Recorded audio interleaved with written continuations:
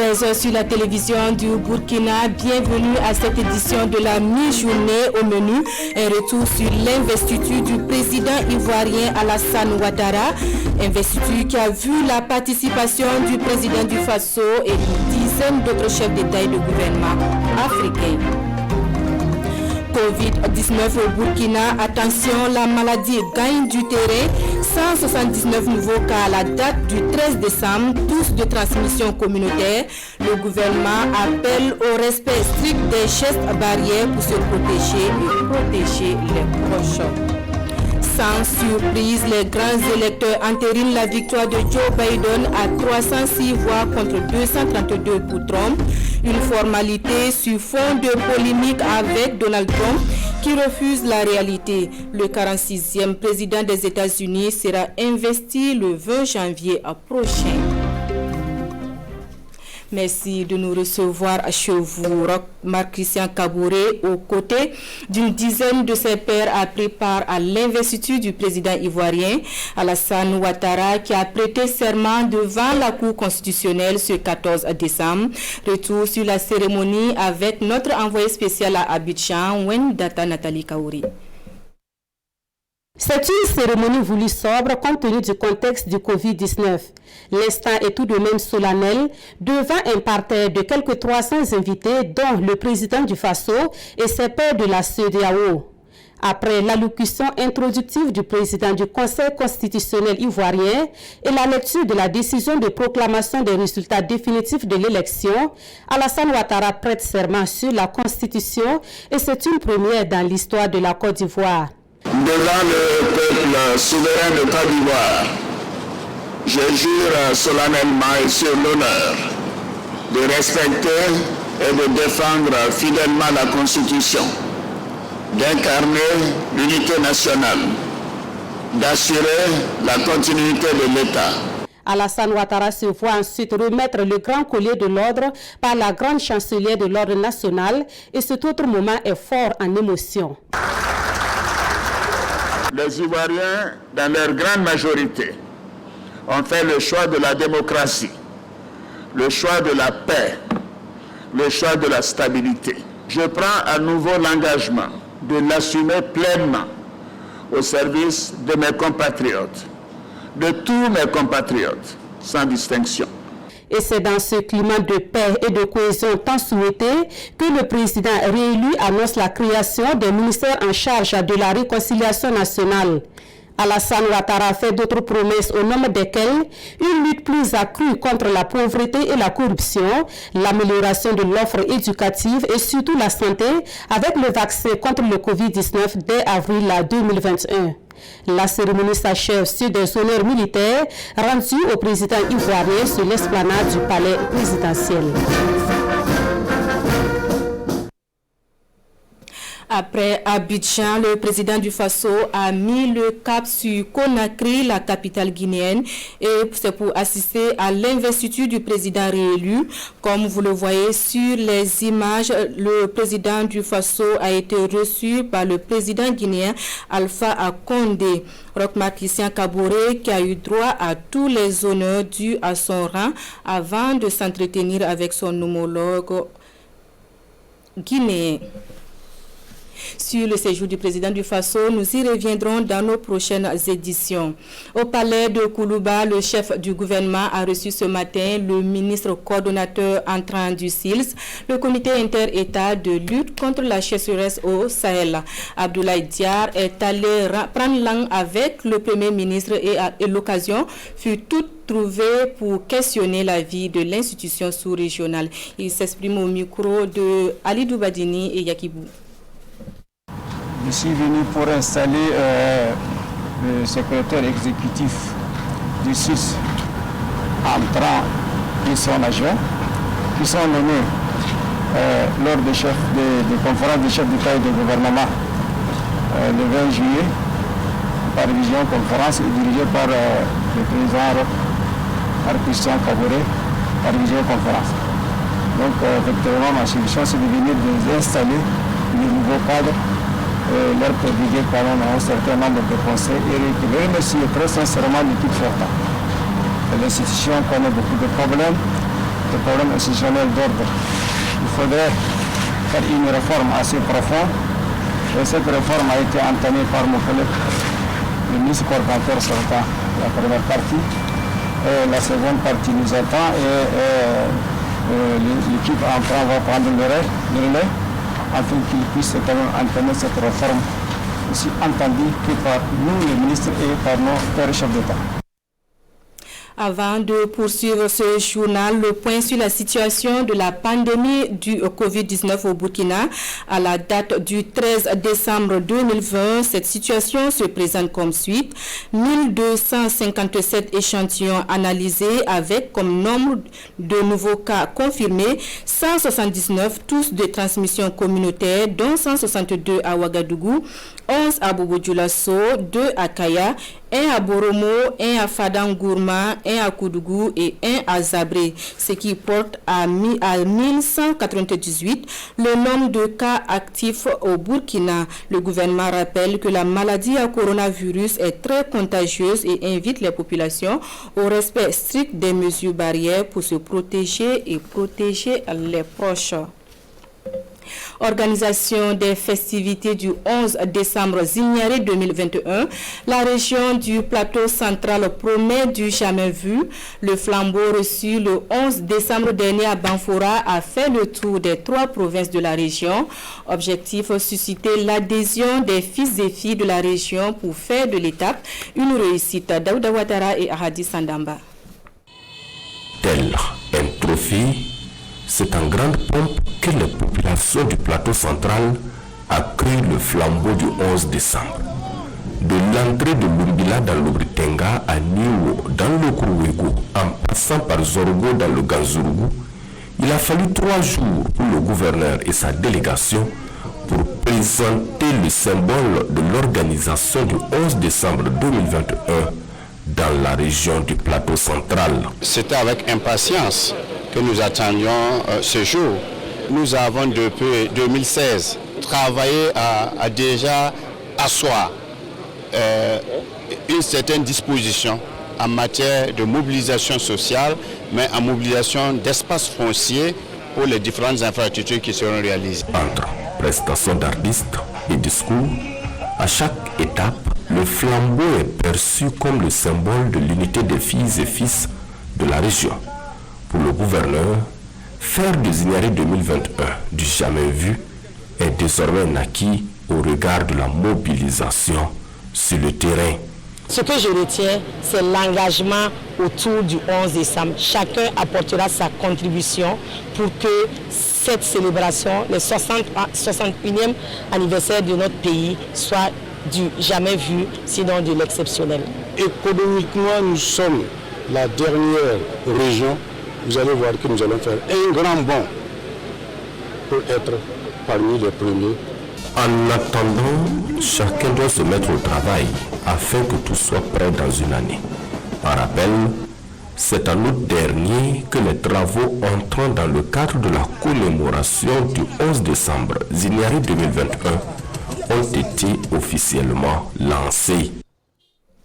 Direction Bobo-Dioulasso, où l'étude nationale prospective Burkina 2025 était à la loupe des experts des questions de développement.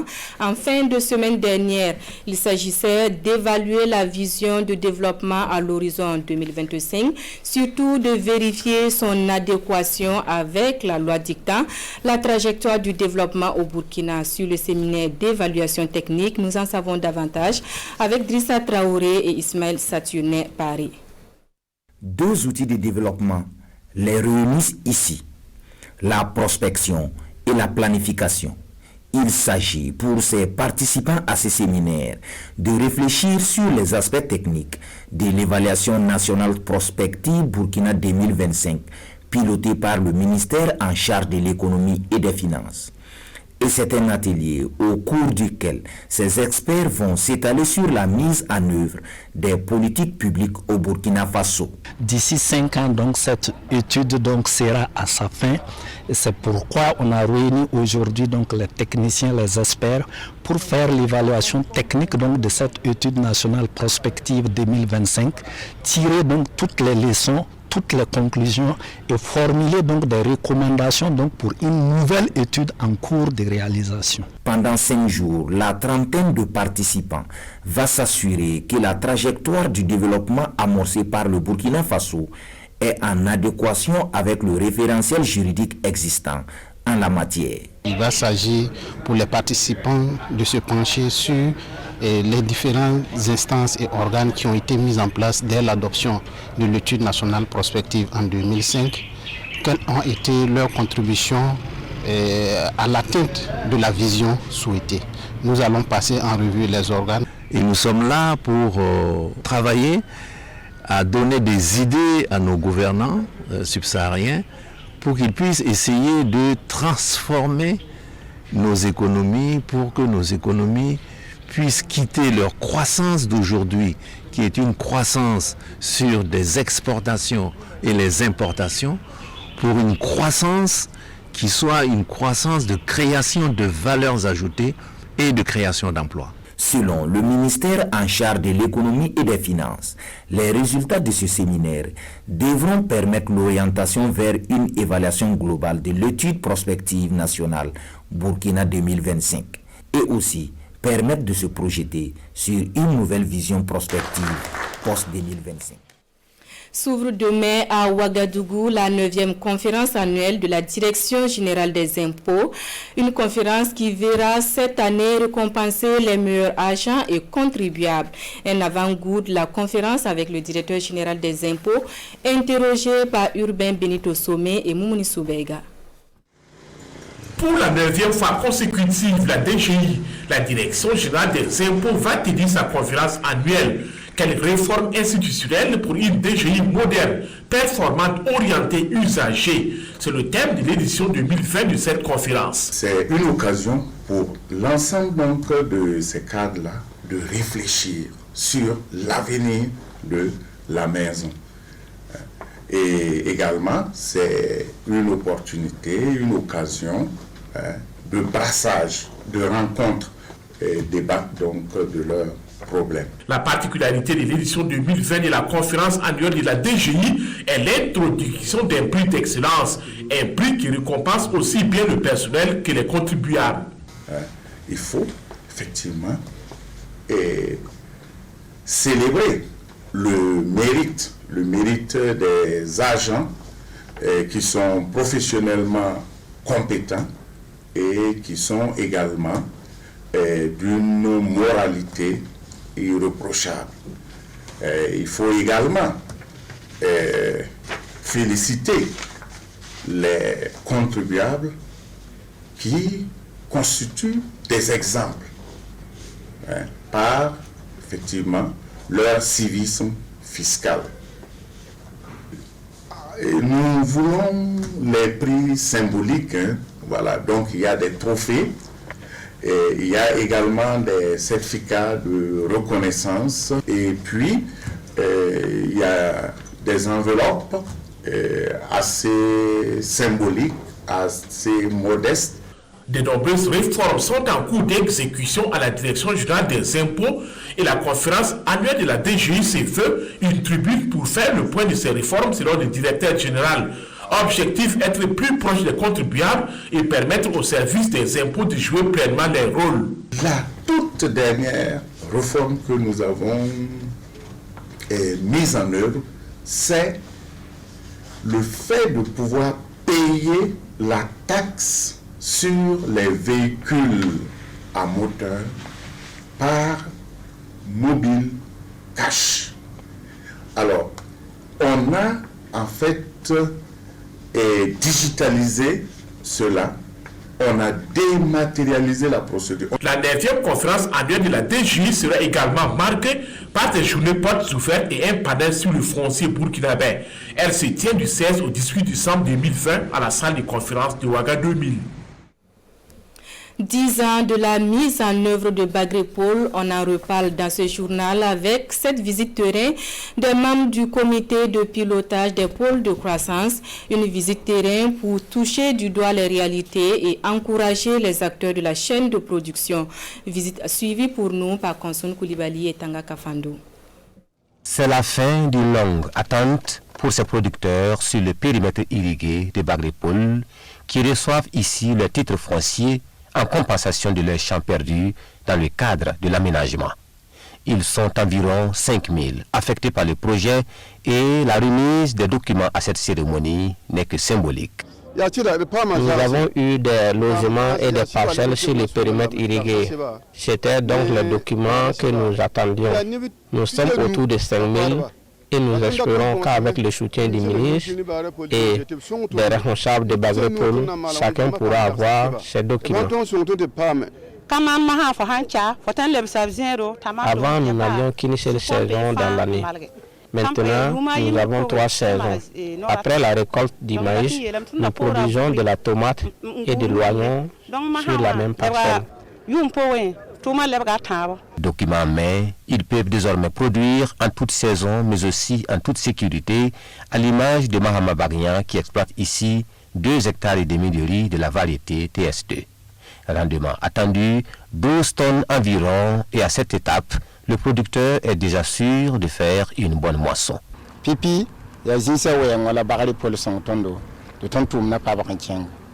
Bagré-Paul nous a appuyés dans l'obtention des parcelles. Ensuite, avec la bonne semence de riz, et nous leur sommes reconnaissants.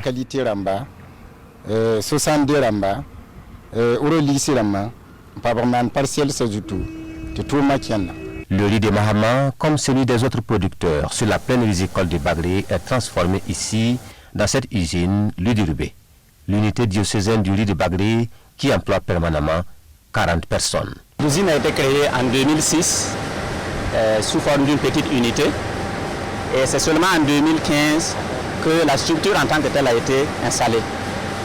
La structure actuelle a une capacité de production journalière de 60 tonnes. Le comité national de pilotage des pôles de croissance a également visité le centre piscicole de Bagré, un centre où toutes les techniques de l'élevage du poisson sont enseignées. Cette visite est organisée en marge de la session du comité national de pilotage des pôles de croissance à Bagré sur le bilan des 10 ans de la mise en œuvre de Bagré-Pôle. Protection sociale sensible aux enfants, l'ONG Save the Children poursuit le plaidoyer à travers le projet intégré de protection de l'enfance. Les acteurs de la mise en œuvre du dit projet se sont retrouvés ce matin à Ouagadougou. Il s'agit d'interpeller sur la prise en compte accrue de la question de l'enfance dans les politiques, stratégies et plans et d'y allouer les ressources nécessaires. Salif Belem et Caroline Ouari. Après les tests réussis dans les régions du centre-nord et de la boucle du Moun, l'ONG Save the Children vise à présent le niveau national. Il s'agit d'étendre la protection sociale sensible aux enfants à toutes les localités du Burkina pour espérer la prise en compte du respect des droits des enfants en matière de mieux-être. La protection sociale sensible aux enfants, c'est une approche qui met en œuvre tout un paquet d'activités pour les enfants avec les ménages. Et vous savez, pour rompre avec la pauvreté, il faut un travail sur les enfants. Et cette protection sociale sensible aux enfants permet aux ménages d'avoir un cash transfert tous les mois. Et ce cash transfert est utilisé pour des besoins des enfants. Et il y a des formations sur les compétences parentales qu'on organise pour les parents. Il y a des formations sur la résilience des jeunes et il y a des formations sur la budgétisation familiale qui permet aux ménages de mieux utiliser les ressources qu'on met à leur disposition et pour le bonheur des enfants. L'exercice paraît plutôt facile au regard des succès engrangés lors de la mise en marche des projets pilotes. À cette rencontre, il s'agit d'amener les parties prenantes à la mise en œuvre du projet au niveau national à intégrer la protection sociale sensible aux enfants dans les politiques, stratégies et plans et d'y faire consacrer des ressources. Hors de chez nous et au pays de l'oncle Sam, les grands électeurs entérinent l'élection de Joe Biden avec 306 voix contre 232 pour Trump. Une formalité sur fond de polémique cette année avec Donald Trump qui refuse la réalité. Biden, 46e président des États-Unis, sera investi le 20 janvier prochain. Comme ici en Californie, les grands électeurs ont officialisé le résultat de la présidentielle américaine.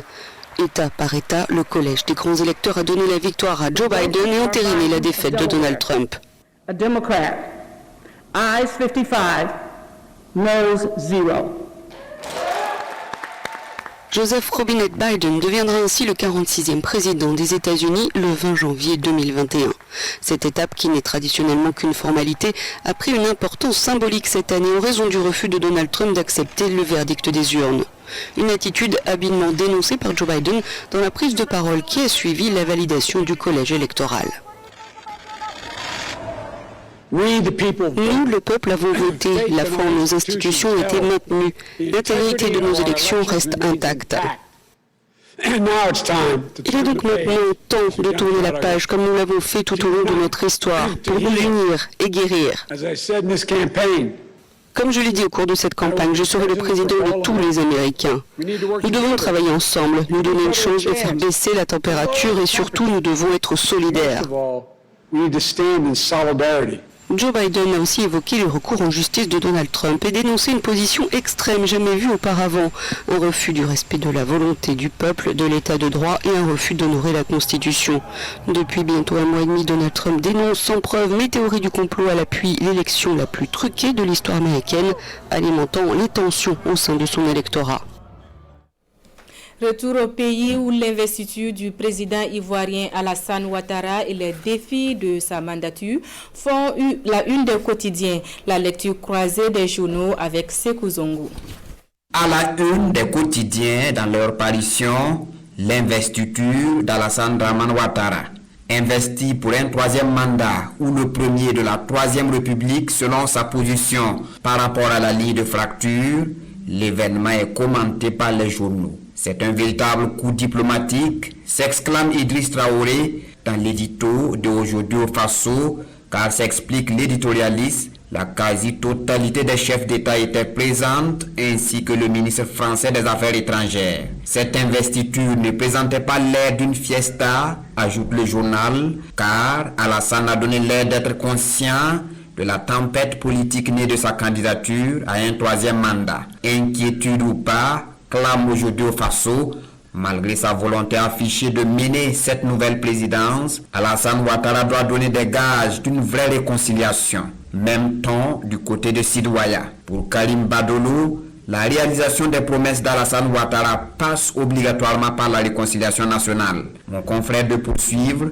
depuis la crise post-électorale, à force de louvoyer, les sillons de la division et de la suspicion se sont davantage approfondis. Il est temps donc de sortir de ce cercle vicieux et d'aller à la réconciliation, préconise le journal de tous les Burkinabés. Le défi est bien là, opine l'observateur Palga, car, commente le journal, c'est dans la capacité des acteurs politiques ivoiriens à surmonter les obstacles à la concorde nationale que l'on mesurera l'attachement de chacun à la mère patrie.